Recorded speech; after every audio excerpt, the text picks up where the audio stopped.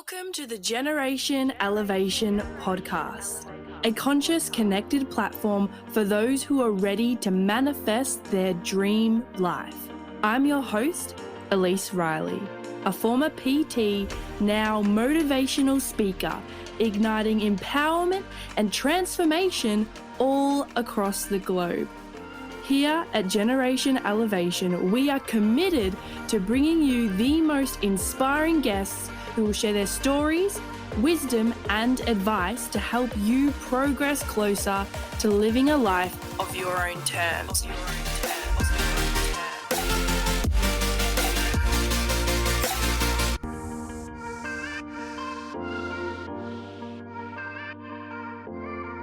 Welcome back, guys, to another episode of Generation Elevation. Today's guest is an embodiment coach helping men break toxic cycles so they can reclaim their confidence and power. I am super excited to have this amazing human on today because honestly, I have been following him for at least a year. I come across one of his TikToks and I was just saying to him before that it really inspired me because I'd never seen someone else teaching the same things that I do with my business as well. So it was really inspiring. And it is an absolute honor to introduce to you today, Jordan Candlish. Hey. Elise, what's going on, my friend? I'm super grateful to be here and I'm so pumped to dive into an epic conversation with you guys. Honestly, I'm so excited. I just even before we started recording, the energy is here. I'm excited. I feel it. Yeah. So Jordan, I guess a few of my listeners probably don't know who you are. So I like to always start with a couple of quick fire questions just so they can get a good idea of what it is that you do, who you are. Okay. Cool. So, let's do it. how old are you? 27. 27. And where are you from? I'm from Perth, Western Australia. Perth. Have you always lived there? I lived in Canada, Ontario, in Toronto to be exact, for 2 years, just over 2 years. Oh, wow. Cool. And so obviously you're an embodiment coach and I said that in your bio, but what, maybe describe that in 3 words. Presence, potency, and sensitivity.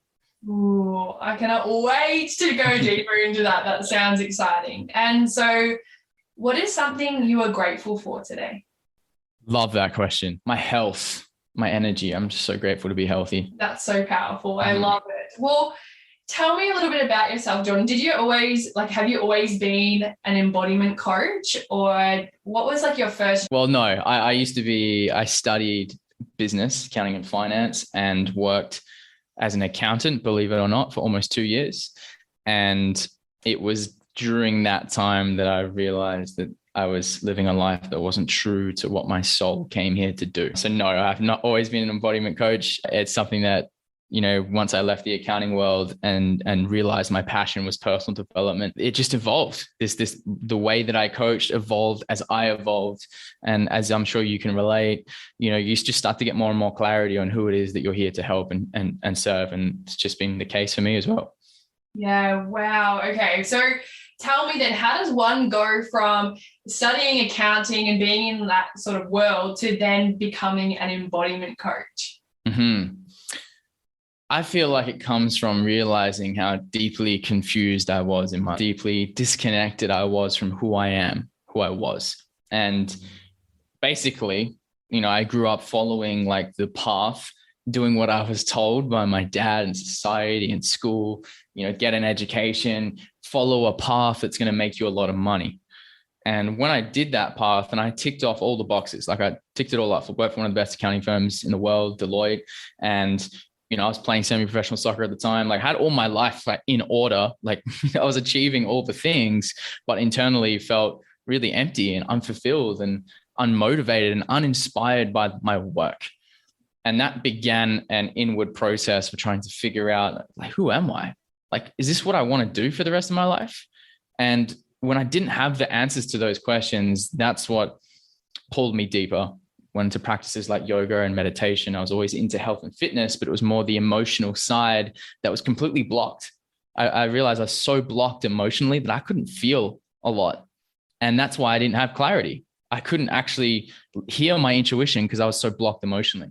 So that was the process of just like unstucking myself from all the conditioning and trauma and the emotions that were still stuck in my body. And once that process began, I like heard whispers. I started to hear my intuition speak to me. And I was like, you're not meant to be doing this.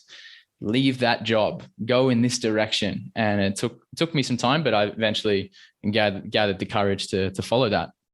And here I am today. Wow, that is so cool. And it's really great to see a male as well really embodying this sort of work. I know on a percentage level, there's a lot more women into personal development than men. However, yes, I really believe with people like yourself in the industry, that is changing, which is so cool. And I guess my question would be for you is distinguishing that voice between intuition and survival. And what was that turning point for you? Yeah, the intellect, which is the survival voice, which is always coming from our mind, has really one job that it's trying to do. It's trying to keep you safe. It's trying to take the comfortable route. It's trying to figure things out. And that was the turning point for me was when I realized that I had it figured out in my head. I was like, oh, okay, I'm in this corporate job and I climb this ladder and then I just make more money. And then, there's this clear path that I could see, that my mind could see. And that scared the hell out of me. It actually bored the hell out of me. I was like, I don't want to live a life that holds no meaning and purpose. I want to actually make an impact and make a difference. But to walk that path, that is the unknown. That's listening to your heart and your intuition, that there is no map for that. It's like full faith, trust, and surrender. And ultimately, that's how I want to live my life. I want to live on the edge of the unknown, not knowing what's going to be down the line, right? We all want that. It's the mystery, right? It's the freedom that you get from following that path. But I guess the commitment you have to make is navigating the unknown is scary, and not everyone is ready to walk that path. So that was the turning point for me. It's like the law of polarity, right? Like you are stepping into that unknown to potentially gain something. And what is that sacrifice that you make in that moment as well? And I feel like for me personally and where I'm at, I feel like every time you go beyond the comfort zone, you're always making that sacrifice, leaving behind that comfortability for that unknown. However, that is only where the magic happens, right? Like 100%. Dispenza says about keeping in the comfort zone, saying and doing the same things every single day. You're not going to manifest a new experience. And like you said, for you, you couldn't see yourself doing that forever. So you really had no choice. Yeah. Well, at the end of the day, I could have chose to stay there, to be honest. And there was the choice that I made, which shifted things for me, which was I didn't change what I was doing initially. I changed how I was doing it. So I decided to bring more presence and consciousness into the work that I was doing. I realized for a while I was in such resistance to the decisions I had made that was actually blocking me from having the clarity.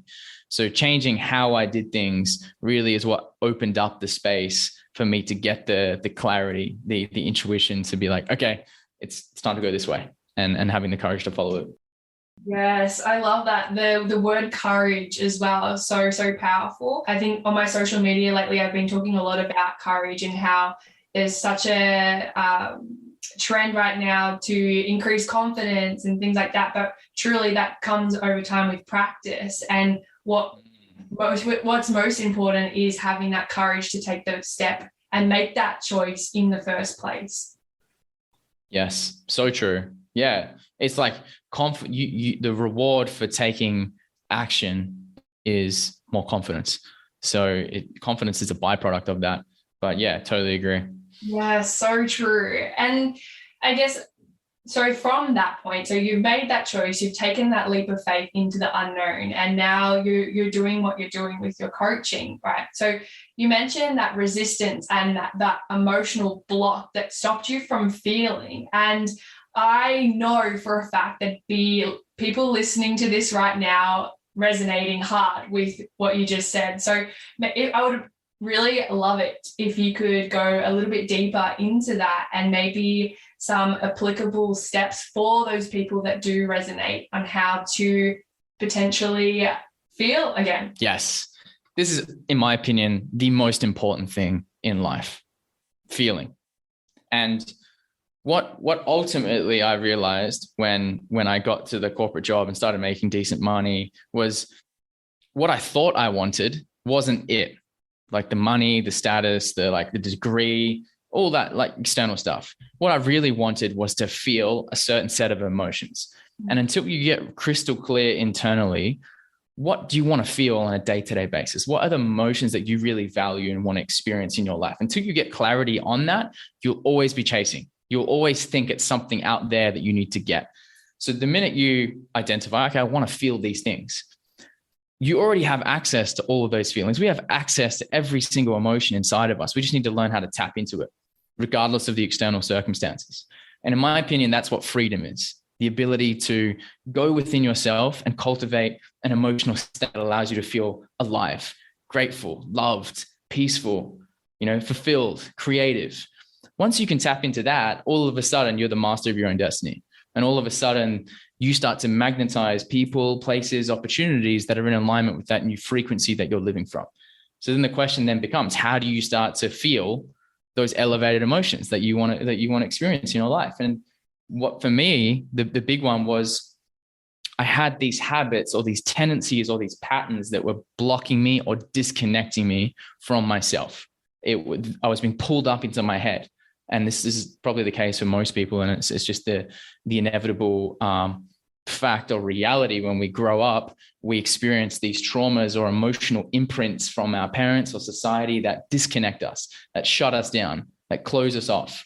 So to really reclaim your power and your freedom, which is that sensitivity to feeling as much of life as you can, you have to be willing to face some of the darkness, some of the heaviness, some of the fears that maybe you're avoiding through working too much or using social media too much or eating foods to distract you or like alcohol, cannabis, you name it, like all these things that people, all the patterns that people have to avoid feeling.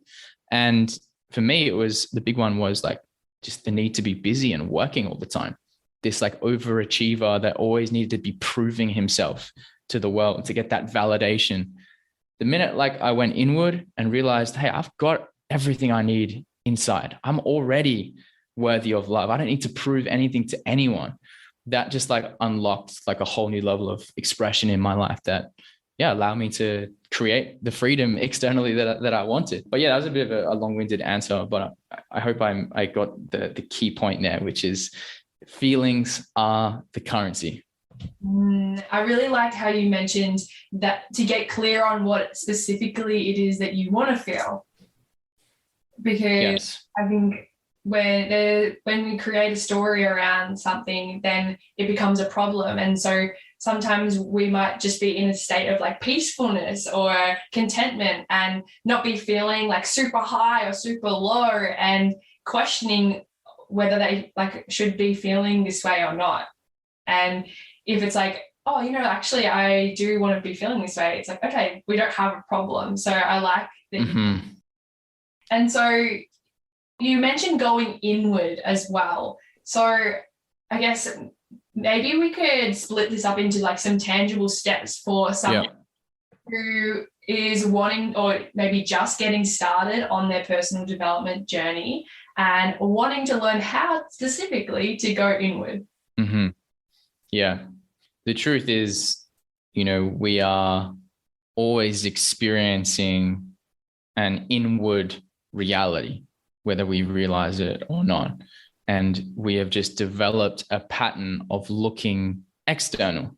We've developed this pattern of always looking outside of us for the answer.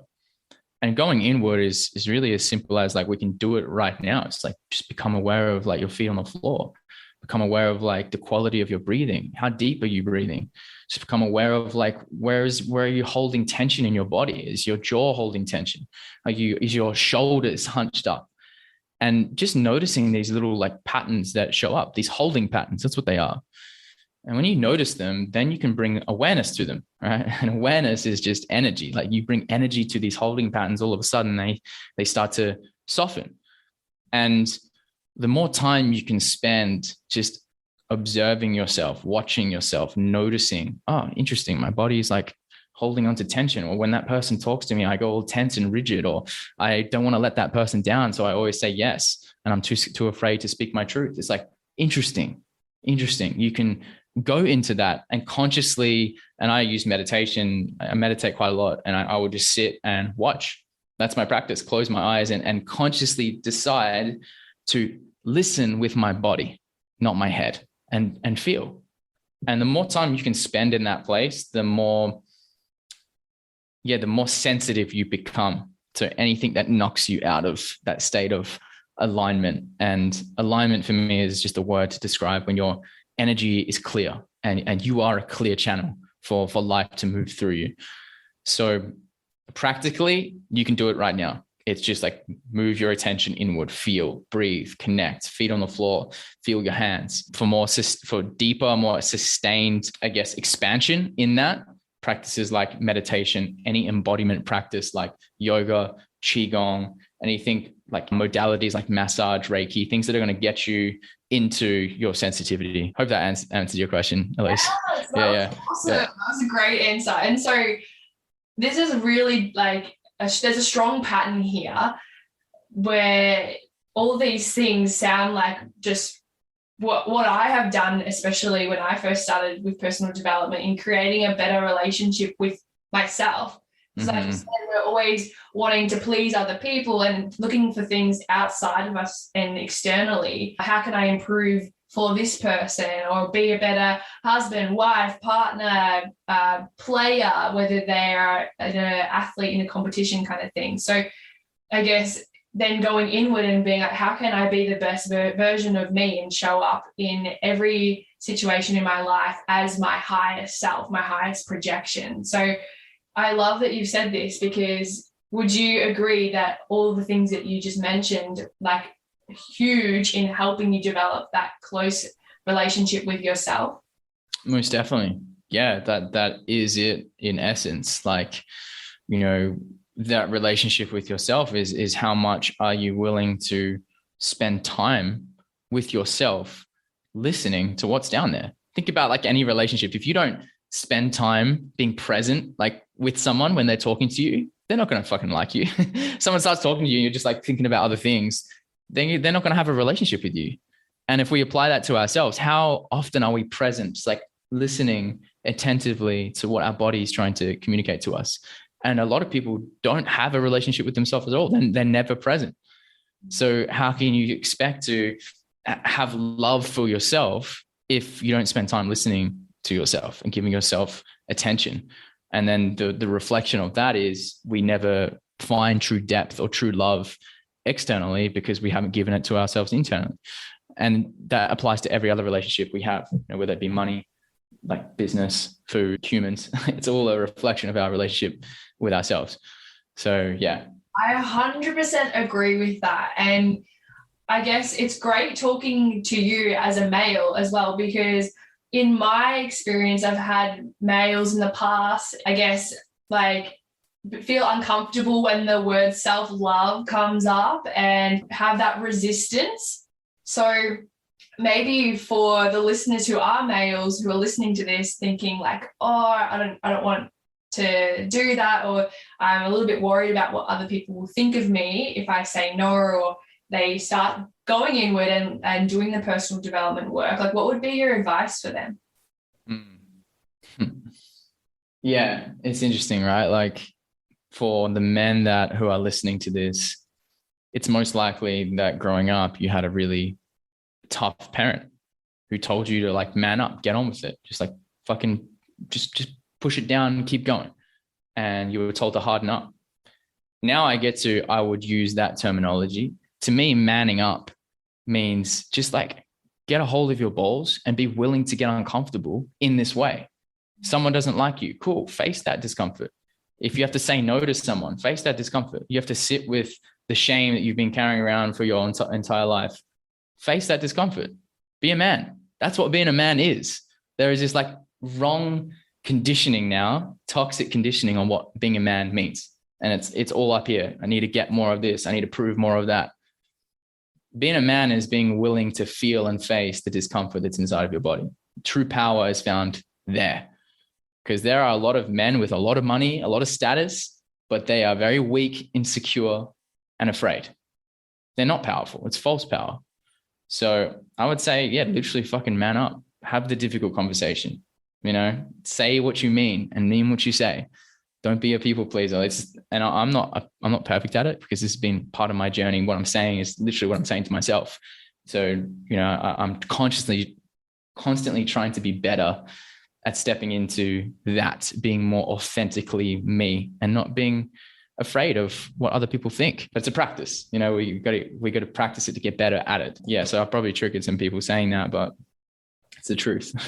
I love it. No, I love it. And I think we're going back to what we said before, like you see outside of yourself a reflection of you. So if people are triggered right now, it's probably because like they've suppressed that part of them, that vulnerability, that courage that we were talking about earlier. So yeah, like I always teach my clients when I work with them one-on-one, like if you can see something in your reality that is uncomfortable or triggering you, like it is a reflection of you. So reframing and asking yourself the question, how is this me?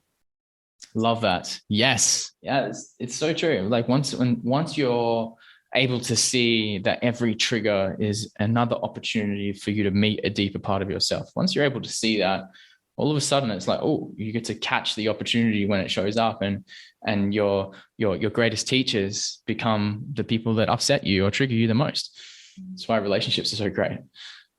Yeah, so true. And Jordan, like, I'm curious, what has been, I guess, your consistent or number one lesson that you practicing, learning along your journey? Like, what has been that thing that's shown up quite a lot for you? I mean, it always comes back to now, like right now. The lesson is here right in front of us. And if you think there's something to get in the future, if you think there's somewhere to get to, we're missing it. The lesson is right here. Like, what is fully present with me in this moment, being on this call with you, what the emotions that I feel on my body, can I be a full experiencer of that without resisting it at all? And that is like a consistent, ongoing commitment that you make moment to moment. And like, fuck, sometimes like I just like get lost, like unconscious, like I'm unconscious for like 30 minutes. I'm walking around doing things and I like come back to reality. I'm like, whoa, like I'm back, I'm here, I'm present. Like just what's going on inside of me? What do I need right now? What is my body needing? Like that is the lesson. I feel like any other lesson is missing the point. Like your relationship with the present moment is shaping every other thing that happens to you. Like your future, the quality of your future is determined by your relationship to this moment. And it's so blindingly simple, yet sometimes so hard to implement, right? Like it's so hard because like we've got these devices, the phones, everything is like pulling our attention out of our bodies and into our heads. So the lesson for me is like commitment to that, commitment to now. And I know everything's taken care of when I do that. That is exactly what I teach as well. Like you only have now. It's we are always in a constant state of now. And the reason why we either go to the past or go to the future is for all that protection, like the unconscious mind, avoiding that pain and judging the future and trying to control the future to be safe based on past experiences. So yes, that definitely ties into a lot of my teaching as well. So I love that you said that. And I guess what would be like your maybe top 3 the book suggestions? Because I know when a lot of people get started into personal development, it usually starts with podcasts or books. So obviously we're on my podcast right now. So what would be like 3 books that really have changed your life? Yeah, it's always a tough one to answer because there's been so many for me, but Eckhart Tolle's books are always has been the most impactful books of my life, and he's just a big spiritual teacher for me that I constantly go back to. So his book, A New Earth, it cracked me open when I read it the first time, and one of the companions to his Power of Now book is Practicing the Power of Now, which is a just a great book to have on hand, all the time. If you're going for a walk, you're sitting at the park, it's one of those books that's going to direct you out of your mind. Actually, it's not a book that you read to get knowledge. It's a book you read to meditate with. And I love that. I absolutely love that. The other books that I would say have had a massive impact on me was Joe Dispenza's work. Becoming Supernatural was the one that I liked the most. And I got to see him in person after reading that book. And I think the information just like landed in a different way, because I had the book and then I saw him in person and did his workshop, and it was massive. It was epic. In Toronto, it was just like a really big period of growth for me. But I'll throw one more book that has been really impactful. I would say The Untethered Soul by Michael Singer was another really profound book, and just understanding who I was, which is the witness, the consciousness, the observer, the space behind everything that's happening. And having that spiritual connection with that part of you, I feel is so important. Until you have a connection with something greater than yourself, it's almost like the depth of life is missing. So I'm big on the spiritual aspect of life. And if that's a foundation pillar in everything that you do, then you're always taken care of. Just there's a higher intelligence guiding you, and you just have to sometimes just let go, surrender to that. So Michael, that Untethered Soul, it is a great one. Have you read that? That is on my list, and I've read Becoming Supernatural, but Untethered Soul, I've heard that multiple times. So it's time for you to read it. Or listen to it. The audiobook's great too. Okay, cool. Well, clearly, something that I need to read currently. So I guess then for you and that guidance, that higher purpose, I believe that we reincarnate here on earth and we have a soul mission. And this, everyone's entitled to their own beliefs. I definitely think that, that is what helps me with my vision. And I'm curious to know, what it is that you believe in that calling that's driving you forward to do what you do. Not everyone wakes up one day and says, I'm going to be an embodiment coach and help young men break toxic cycles, So, why you? Yeah, that's a good question. I like it. Yeah, I mean, I've been on a few plant medicine journeys, at least, and I will make reference to some of them because you connected with me through a TikTok video that I made about one of my good friends passing away all of a sudden in a crash. He was the same age as me. And there was a lot of lessons that I got from his passing and his death. And it wasn't until, I fully received them in December last year, where I went on a retreat and I took a lot of mushrooms, and the biggest dose of mushrooms I've ever had. And it came through me as clear, the clearest channel ever around why I'm here. This is my purpose. This is what I'm meant to do. And the legacy that my friends passed on to me was leadership. To be a leader for other people, especially men, to do this work, because our families need it, our community needs it, and the world needs it more than anything right now. And I just really felt so inspired by that mission to be a leader of this new earth that's being born, this conversation we're having right now, this consciousness that is this now uprising, around the world, and we are such important players in that, leaders in that. We're in the millennial generation. In 10 years time, there is going to be a lot more people living by this level of consciousness, and the work that we're doing now is so crucial. And I just felt so inspired to just want to keep sharing this and keep allowing it to come through from a place of love and service. And that to me is the work. Why me? Why you? Why did the consciousness awaken in this vessel? I don't know. I don't know. It's just that there's some, our soul decided that there is work to do in this physical incarnation. And once that work is complete, I trust that in the next evolution, next lifetime, wherever it is that we go, there will be advanced because we're awake, we're learning, and that's what our souls want. So I won't go too esoteric, but that's what I believe.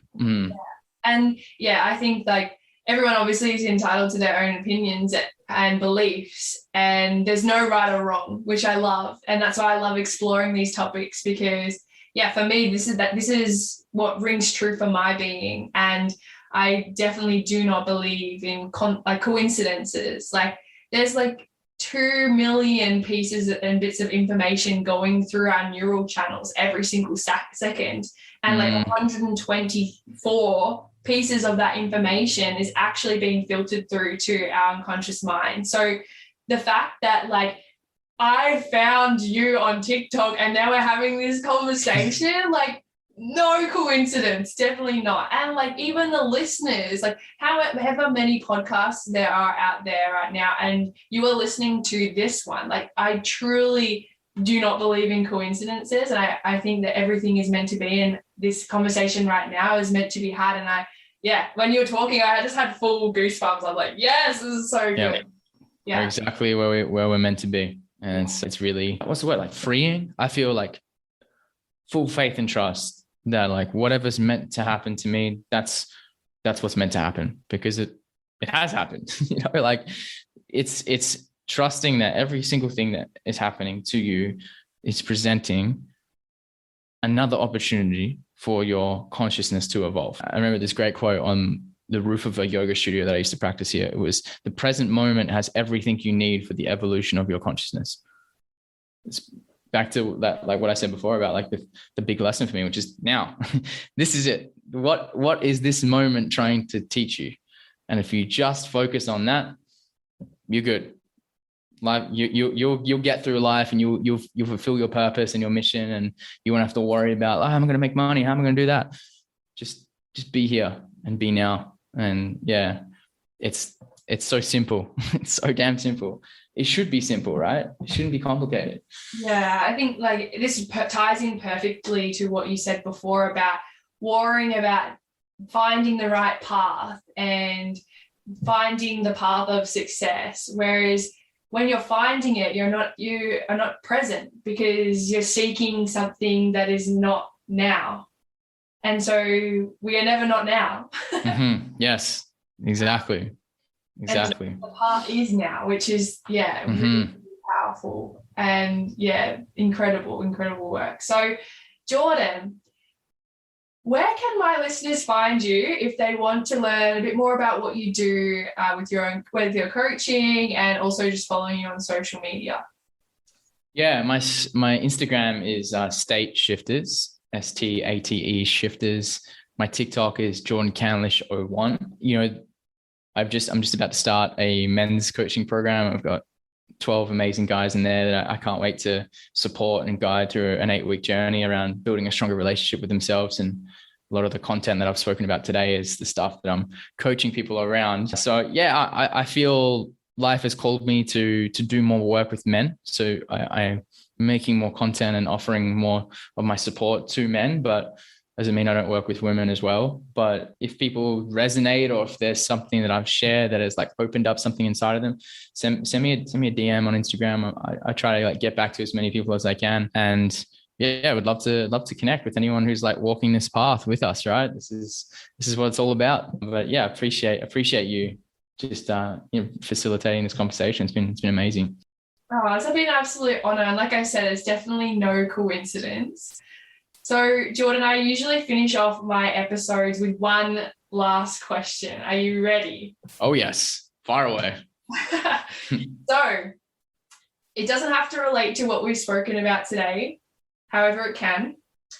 But one message that you can channel in or feel into that the listeners need to hear right now. Yeah. The right action is inspired action, and you'll receive inspired action when you listen to divinity, the divine. To listen to the divine, you must clear the space. You must let go of what's blocking divinity from moving through you. So inspired action is always the right action, and you'll know it's inspired action when you just get called to do something, when you just like, I want to create that. I want to share that. I want to go here. To receive it, you got to clear. You got to make room for that divine. You got to find stillness in your mind. Just listen the inspired action will come through. You won't have to worry about whether it's the wrong or right decision. You'll just trust it. Wow, so powerful. Thank you so much for joining us today, Jordan. It's been a pleasure, and I can't wait to chat with you again soon. Thank you, Elise. I appreciate you so much. This was epic. Thank you for being a part of the Generation Elevation community. If you enjoyed today's episode, make sure to leave a 5-star rating, written review, share, and tag me on Instagram at elise.riley. Until next time, keep loving, keep learning, and keep rising.